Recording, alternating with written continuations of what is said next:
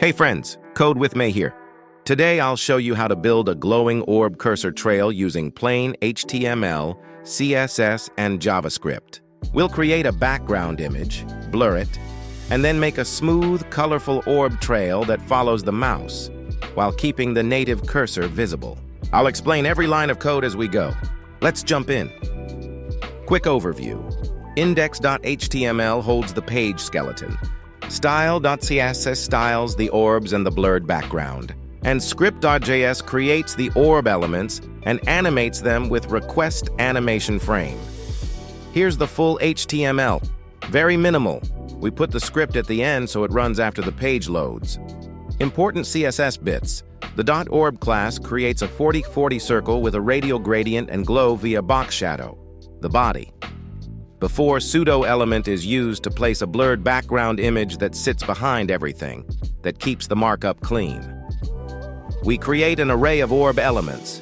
Pre-create 15 divs, the trail, then track mouse move coordinates. The animate loop progressively moves each orb toward the previous orb's position using a smoothing factor. That's what creates the trailing easing effect. We also scale and fade trailing orbs as they go further back. One small gotcha. CSS originally used transform, translate, 50% to center orbs, but the inline transform set by JS overwrites that. I included a fix so the JS transform keeps the translate, 50%, to properly center each orb on the mouse. Here's the result. You can see the glowing trail and the background blur. If you want, adjust trail length, width, height, or colors in CSS. Performance tips. Use will change. Transform on orbs to hint the browser, lower trail length on mobile, and avoid heavy blur values. For touch devices, I added optional touch move handling.